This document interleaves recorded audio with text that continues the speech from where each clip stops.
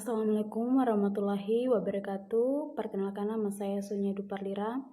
Saya dari Prodi D3 Kebidanan Stika Pasepua Ambon. Di sini saya akan menjelaskan beberapa obat pada preeklamsia dan eklamsia. Sebelum kita masuk pada obat-obatnya, kita harus tahu apa itu preeklamsia dan eklamsia. Yang pertama adalah preeklamsia.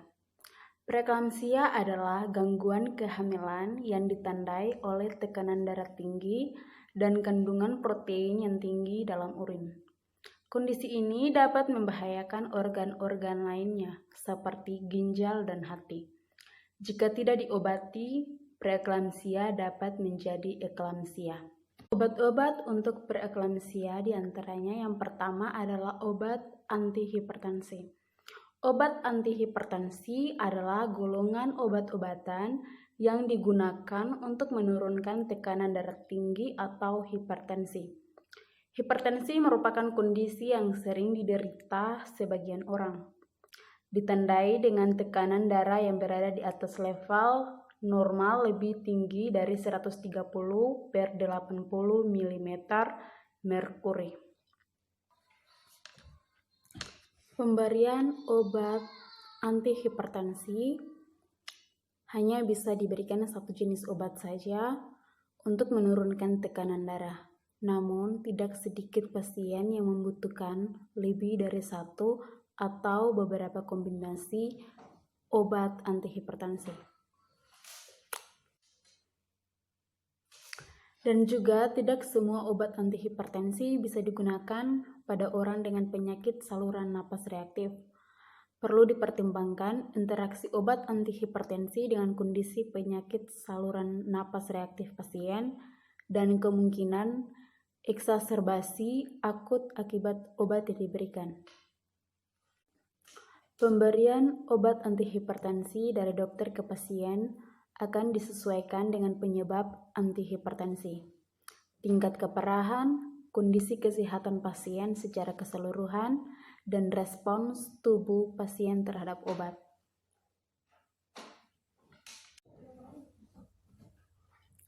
Efek samping dari obat antihipertensi. Reaksi orang terhadap sebuah obat berbeda-beda. Kebanyakan pasien dapat menoleransi obat antihipertensi dengan baik. Namun pada beberapa kasus, beberapa obat antihipertensi dapat menimbulkan sejumlah efek samping. Di antaranya yang pertama adalah batuk, sakit kepala, pusing atau pening, mual atau muntah, diare atau konstipasi, gugup, ruam kulit, lelah, lemah, mengantuk dan kurang bertenaga, dan yang terakhir adalah berat badan turun drastis, naik signifikan secara tiba-tiba. Cara mengatasi preeklamsia pada ibu hamil. Terdapat beberapa cara yang dapat dilakukan untuk mengatasi preeklamsia yang terjadi. Hal tersebut tergantung pada seberapa dekat tanggal kelahiran yang telah diperkirakan. Dokter mungkin akan merekomendasikan beberapa cara untuk mengatasi gangguan yang dapat menyebabkan banyak masalah tersebut. Di antaranya, yang pertama, perbanyak istirahat dan cara berbaring yang benar adalah ke sisi kiri untuk mengambil beban dari bayi. Yang kedua, lebih sering untuk memeriksa kehamilan. Yang ketiga, mengonsumsi makanan dengan garam yang sedikit. Keempat, minum air putih paling tidak 8 gelas sehari. Yang terakhir adalah lebih banyak mengonsumsi makanan yang kaya akan protein. Dan obat yang kedua pada preeklamsia adalah obat kortikosteroid. Kortikosteroid adalah obat yang mengandung hormon steroid yang berguna untuk menambah hormon steroid dalam tubuh bila diperlukan dan meredakan peradangan atau inflamasi serta menekan kerja sistem kekebalan tubuh yang berlebihan. Obat kortikosteroid ini bekerja dengan cara masuk ke dinding sel imun untuk mematikan zat yang bisa melepaskan senyawa-senyawa yang menjadi pemicu peradangan. Kortikosteroid juga bisa digunakan sebagai obat untuk suntik jerawat. Obat kortikosteroid dapat diberikan untuk menangani kondisi-kondisi seperti asma, reumatoid arthritis, bronkitis, kolitis ulceratif dan penyakit Crohn, reaksi alergi pada kulit, mata, dan hidung. Obat kortikosteroid tidak bisa diberikan kepada orang yang menderita penyakit jantung, gangguan fungsi hati, tukak lambung, atau ulkus usus 12 jari atau duodenum, gangguan kesehatan mental, pengeroposan tulang atau osteoporosis, katarak, diabetes, epilepsi, atau mengalami gangguan pada kulit seperti infeksi kulit, jerawat, luka terbuka, hingga rosacea. Untuk dosis obat kortikosteroid itu tergantung pada jenis obat dan kondisi. Jenis obat betamazon. Jika pasien berada dalam kondisi peradangan atau alergi, untuk dosis betamazon tablet dan sirup atau oral, dewasa dosis betamazon adalah 0,5 sampai 5 mg per hari dibagi menjadi beberapa kali pemberian tergantung dari tingkat keparahan penyakit dan respons pasien terhadap obat. Untuk anak-anak usia 1 sampai 6 tahun itu 25% dari dosis orang dewasa. Kemudian anak usia 7-11 tahun, 50% dari dosis orang dewasa. Dan untuk anak-anak usia 12 tahun atau lebih, itu 75% dari dosis orang dewasa. Obat suntik dari obat betamazon. Untuk dewasa, 4-20 mg per hari, anak usia 1 tahun atau kurang, 1 mg sebanyak 3-4 kali per 24 jam atau sesuai kebutuhan. Anak usia 2-5 tahun, sebanyak 3-4 kali per 24 jam atau sesuai kebutuhan. Anak usia 6-12 tahun, 4 mg sebanyak 3-4 kali per 24 jam atau sesuai kebutuhan. Jika pasien mengalami kondisi reumatoid arthritis, untuk tablet dan sirup atau oral, dewasa 0,5 sampai 2 mg per hari. Dan ketika kondisinya peradangan kulit, krim, salep, dan gel atau topikal, untuk dewasa, betamazon tersedia dalam konsentrasi 0,0025%, 0,05% atau 0,1%. Pemberian pada masing-masing konsentrasi akan disesuaikan dengan kondisi pasien. Oleskan betamazon 1-3 kali per hari selama 2-4 minggu atau hingga kondisi membaik. Untuk obat dexamethasone, ketika pasien mengalami kondisi peradangan, untuk tablet dan sirup, dewasa 0,75 sampai 9 mg dibagi menjadi 2-4 kali pemberian. Anak-anak mulai usia 1 bulan, 10-100 mcg atau kg/pp per hari dibagi menjadi 1-2 kali pemberian tergantung dari respon pasien terhadap obat. Dosis maksimal 300 mg atau kg per hari. Efek samping dari obat kortikosteroid.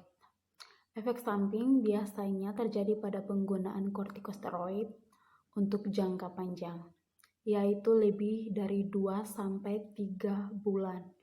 Sejumlah efek samping yang bisa ditimbulkan setelah menggunakan obat kortikosteroid adalah: yang pertama, penumpukan lemak di pipi. Yang kedua, rentan terkena infeksi. Yang ketiga, meningkatnya tekanan darah atau hipertensi. Keempat, meningkatnya kadar gula darah. Kelima, mempercepat timbulnya katarak. Keenam, tukak pada lambung atau duodenum. Yang ketujuh adalah masalah kulit. Kedelapan, pelemahan fungsi otot, dan yang kesembilan adalah perubahan mood atau perilaku. Yang ketiga adalah obat MgO4. Magnesium sulfat merupakan elektrolit konsentrat yang secara luas digunakan sebagai antidistremia dan digunakan untuk terminasi torsade pointes. Obat ini juga dapat diberikan pada kasus hipomagnesemia. Obat ini bekerja dengan mencegah dan mengatasi kejang pada eklamsia serta mengobati torsades de pointes, yaitu salah satu jenis gangguan irama jantung. Magnesium sulfat bekerja dengan cara mengganti magnesium yang hilang dalam tubuh dan meningkatkan kadar air di dalam usus. Indikasi untuk obat magnesium sulfat adalah untuk penanganan eklamsia, torsade pointes, hipomagnesemia, dan sebagai terapi tambahan pada asma serangan berat. Untuk kontraindikasi, magnesium sulfat injeksi tidak boleh diberikan secara parenteral pada pasien dengan blok jantung atau kerusakan miokard.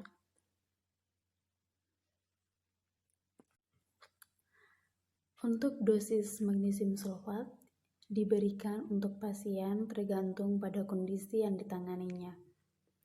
Untuk efek samping dari obat magnesium sulfat meliputi yang pertama, gangguan sirkulasi tubuh, lumpuhnya otot pernapasan, suhu tubuh rendah atau hipotermia, kelebihan cairan di paru atau edema paru, menurunnya refleks tubuh, tekanan darah rendah, mengantuk dan kebingungan, berkeringat banyak, dan merasa ingin pingsan, penglihatan kabur. Itu adalah obat-obat dari preeklamsia, dan sekarang kita akan membahas eklamsia. Eklamsia adalah komplikasi kehamilan yang ditandai dengan tekanan darah tinggi dan kejang sebelum, selama, atau setelah persalinan. Kondisi serius ini selalu didahului dengan preeklamsia sebelumnya. Untuk pengobatan eklamsia, satu-satunya cara untuk mengobati eklamsia dengan melahirkan bayi yang dikandung. Pada ibu hamil dengan preeklamsia yang memiliki risiko untuk mengalami eklamsia, dokter umumnya akan memberikan beberapa penanganan, seperti memberikan obat pengontrol tekanan darah atau suplemen vitamin. Dan yang kedua, menyarankan untuk bed rest di rumah atau di rumah sakit dengan posisi tidur menyamping ke kiri. Dan yang ketiga adalah memantau kondisi janin atau ibu hamil secara berkala. Jika ibu hamil mengalami eklamsia, dokter akan memberikan obat antikonvulsan, suntikan magnesium sulfat atau MgO4 menjadi pilihan pertama untuk menangani kejang pada eklamsia. Jika kejang yang tidak membaik dengan pemberian magnesium sulfat, dokter dapat memberikan obat golongan benzodiazepin atau phenytoin. Dan untuk pencegahan eklamsia, yang pertama adalah melakukan kontrol berkala. Kontrol berkala selama kehamilan perlu dilakukan agar deteksi dini dan pengendalian hipertensi serta preeklamsia bisa dilakukan. Dan yang kedua adalah mengonsumsi aspirin dosis rendah. Aspirin dalam dosis rendah mungkin akan diberikan dokter sesuai dengan kondisi ibu. Pemberian aspirin dapat mencegah penggumpalan darah dan pengecilan pembuluh darah sehingga dapat mencegah munculnya eklamsia. Dan yang ketiga adalah menerapkan gaya hidup sehat. Menerapkan gaya hidup sehat seperti menjaga berat badan ideal dan berhenti merokok dapat membantu menurunkan risiko eklamsia pada ibu hamil. Dan yang keempat adalah mengonsumsi suplemen tambahan. Suplemen dengan arginin dan vitamin juga diduga dapat menurunkan risiko eklamsia jika dikonsumsi mulai trimester kedua kehamilan. Demikian itu adalah beberapa obat untuk preeklamsia dan eklamsia serta cara mengatasinya. Terima kasih.